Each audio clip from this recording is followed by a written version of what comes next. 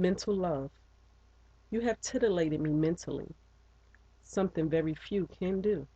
For that, I make this vow to you. Continue to caress the hostility in me. Continue to open my eyes to images that I need to see.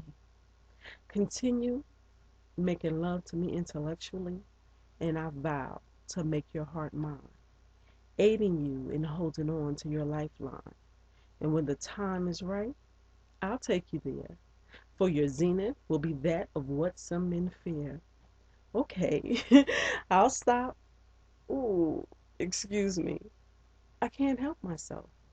So my challenge unto you is this: mental love, slow or fast.